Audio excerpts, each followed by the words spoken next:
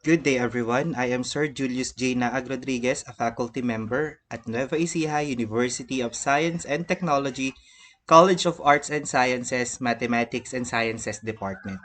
And today, we'll be discussing Unit 2, Intellectual Revolutions that Defined Society. And at the end of the unit, you should be able to number 1, identify intellectual revolutions that defined society. 2. Explain the paradigm shift in the history.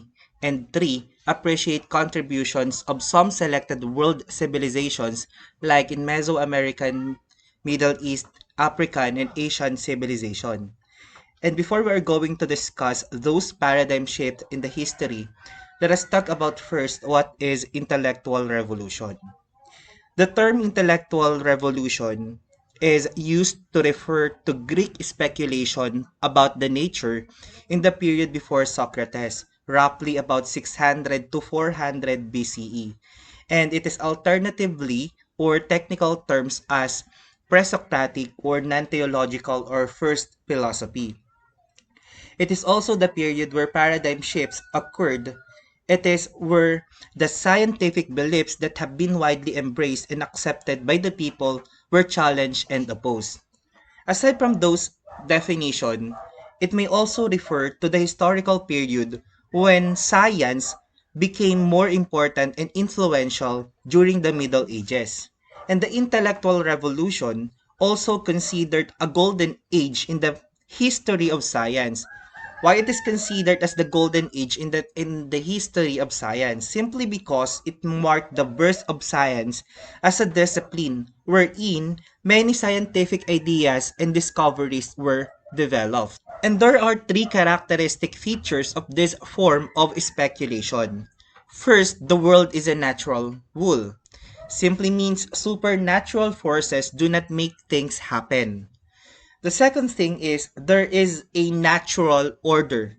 That is, there are laws of nature. And last, the third one, humans can discover those laws. In human history, there were three intellectuals who significantly changed the views about the world and human. They were Nicholas Copernicus, 1473 to 1543, Charles Darwin, 1809 to 1882, Sigmund Freud, 1856 to 1939. So let us discuss the Copernican Revolution by Nicolaus Copernicus. Copernican Revolution, this caused the paradigm shift in the field of astronomy of how the Earth and Sun were placed in the heavens or universe, from a geocentric understanding of the universe centered around Earth to a heliocentric understanding centered around the Sun. The Copernican Revolution is the idea that rejected Ptolemaic model or geocentric understanding of the universe in the 6th century. And later on, we will briefly discuss the geocentric model. So Aristotle and Claudius Ptolemy, by the way, Claudius Ptolemy is an Egyptian astronomer, mathematician, and geographer that supported and introduced the geocentric model, which described the absolute perception of the universe with Earth as its center, which was thought to be true by most of the people at that time. The reason why this model was accepted for a long period of time because Aristotle and Claudius Ptolemy were prominent philosophers during their times. So in the 16th century, Nicolaus Copernicus, a mathematician and an astronomer, was the first to explain and observe looping or retrograde motion of planets by simply placing a geocentric model of the universe with a heliocentric model. It is adopted to use and prove the idea that the sun is the center of the solar system and not the earth. Now let us trace the important scientists and philosophers who gave relevant contribution in the Copernican revolution. The modern planetary astronomy really began in the 17th century with Kepler, who used Tycho Brahe's very accurate measurement of the planetary position to develop his three laws. And Galileo Galilei contributed to the development of astronomy by teaching the Copernican view and by devising a telescope which he used to show Jupiter's moon as a model for the solar system, among other things. Newton or Isaac Newton built on earlier insights with his universal law of gravitation and its proofs, the predictions or explanations of Kepler's law, the motion of comets, the shape of the earth, tides, precession of the equinoxes and perturbations, in the motion of planets, which led to the discovery of Neptune. He also had to invent the mathematics to do this, and that is calculus. And this shift marked the start of a broader scientific revolution that set the foundation of modern science and allowed science to flourish as an autonomous discipline within its own right. And now let's talk about the Darwinian Revolution. One of the defining ideas of the Darwinian Revolution is natural selection. The theory of evolution by natural selection first formulated in Darwin's book On the Origin of Species in 1859. And in here, talking about the Darwin's theory of evolution, the evolution refers to the process by which organisms change over time as a result of changes in heritable physical or behavioral traits. And the theory of evolution is based on the idea that all species are related and gradually change over time. Evolution relies on there being genetic variation in a population which affects the physical characteristics or known as phenotype of an organism. And some of these characteristics may give the individual an advantage over other individuals which they can then pass on to their offspring. We define evolution as the change in the characteristics of a species over several generations.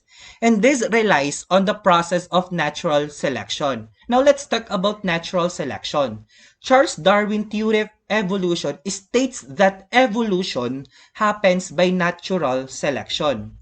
And the theory is sometimes described as survival of the fittest. And in here, the word fetus refers to an organism's ability to survive and reproduce.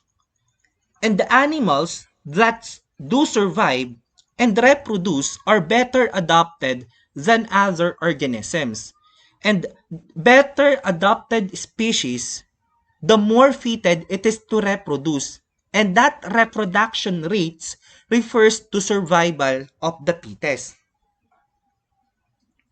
So here's the content of Darwin's theory of evolution. Number one, all organisms are related and have descended from a common ancestor. Number two, variation in a population help different species to survive.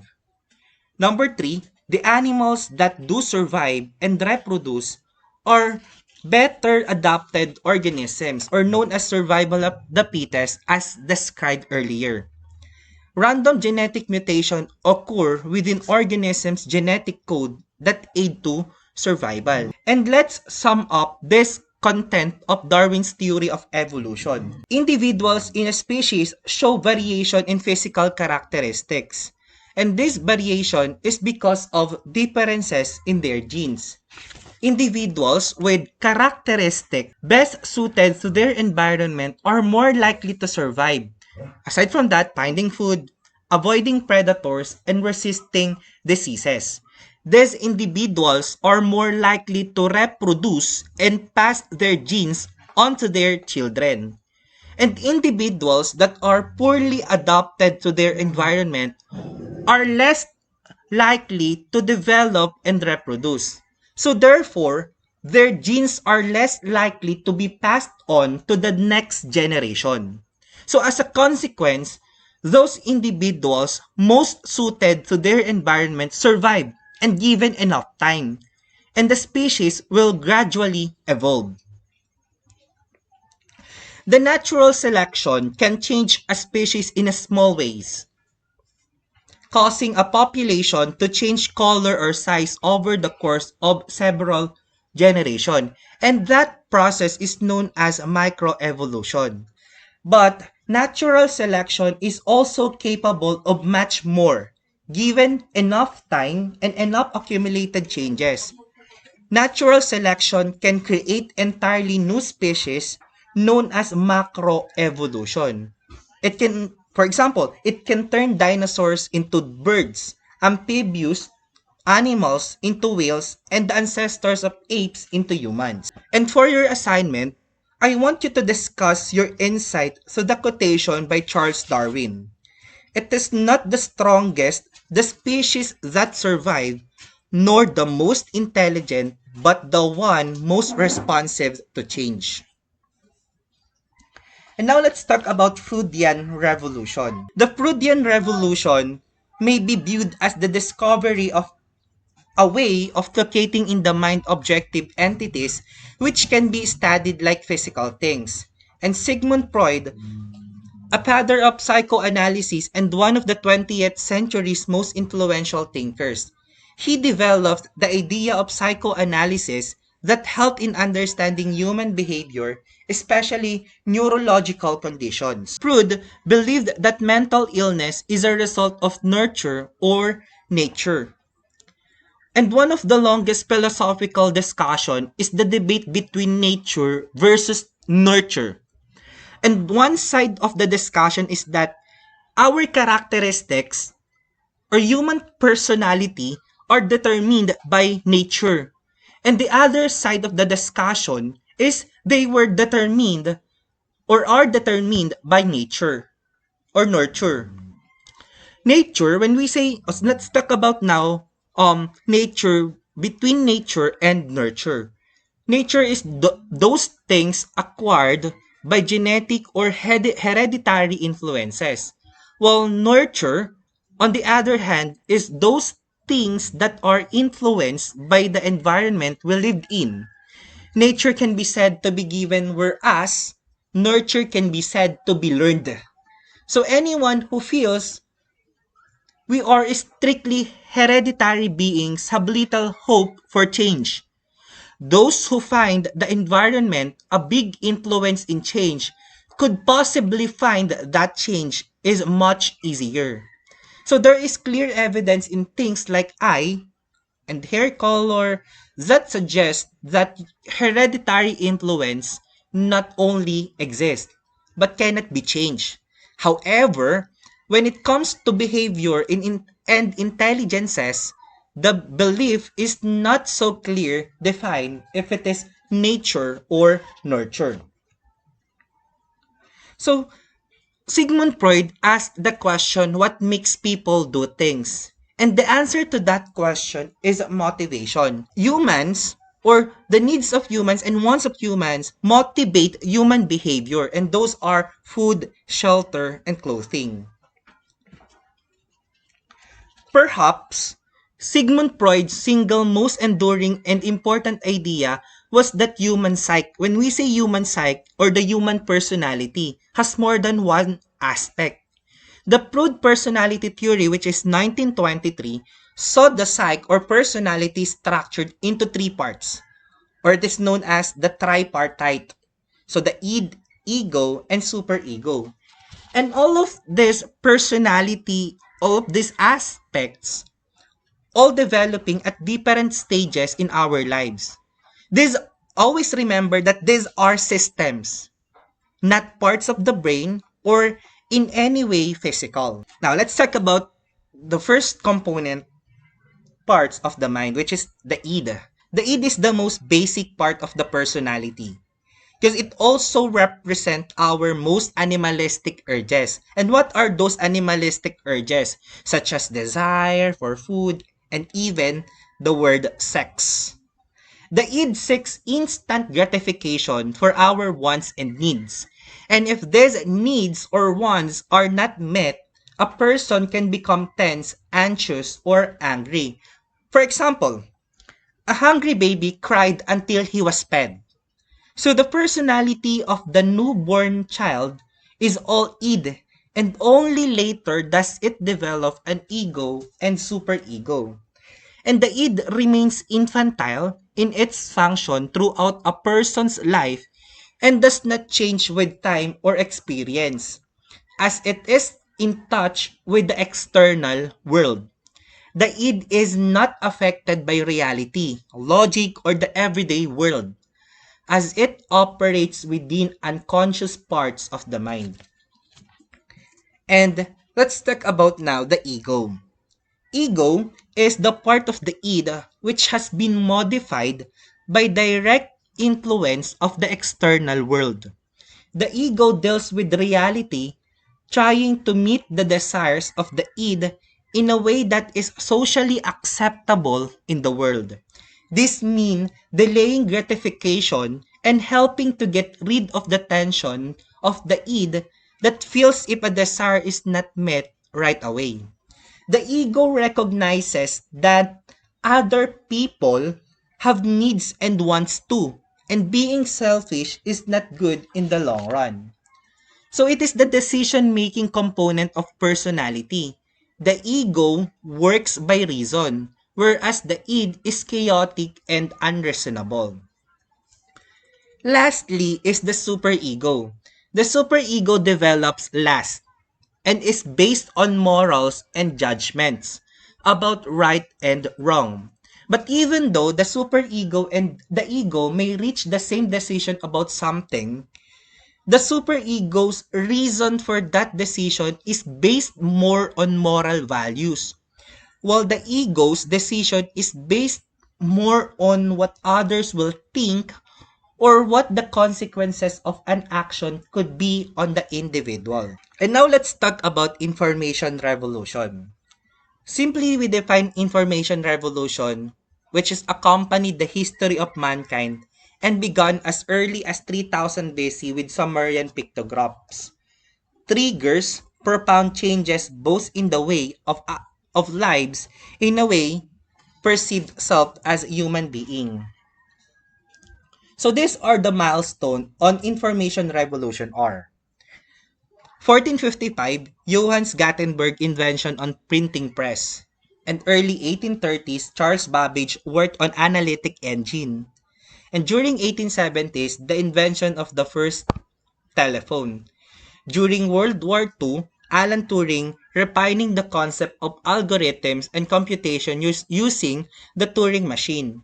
He contributed to the Turing test concerning the possibility of developing a conscious and thinking machine, or known as the artificial intelligences.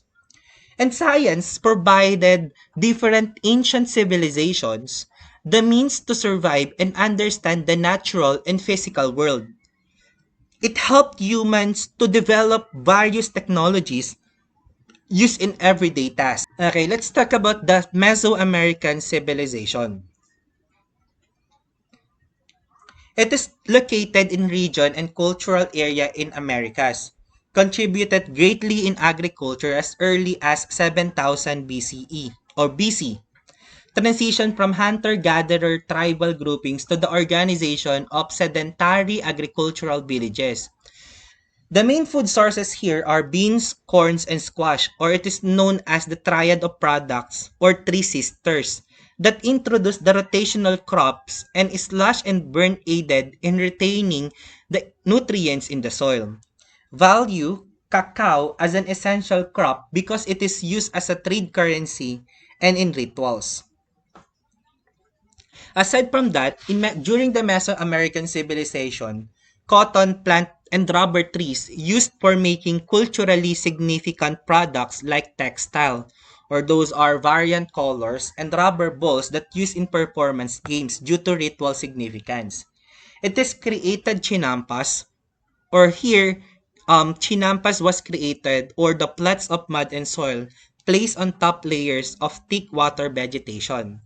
First to use irrigation techniques, which is now helpful in the agriculture in different countries or nation or society. First one to create calendar like civil calendar or Hab and Chalkin calendar. Let's now discuss the contribution of Asian civilization. Asian civilization here, Asia bore two of the world's great early civilizations, which is from India and China, or the birth of two world's known religion with the Hinduism and Buddhism. The Hinduism is based on Vedas or the four sacred books believed written by Aryan people. And people believed to be divided into caste system. The priests called Brahmans, which is the ranked highest, and the untouchables as lowest. In Buddhism, praise Buddha, meaning the enlightened one, who is in the person of Siddhartha Gautama, that believed that human greed and selfishness led to human pain. Another religion, Confucianism, developed along the Huanghe river bank in northern China, which is based the teaching of Confucius. Created the Great Wall of China built to protect more invasions of barbarians from other parts of Asia. Now, the Middle East civilization. The Middle East civilization considered as the home of to the cradle civilization. When we say cradle civilization, it since world's oldest cultures and civilization.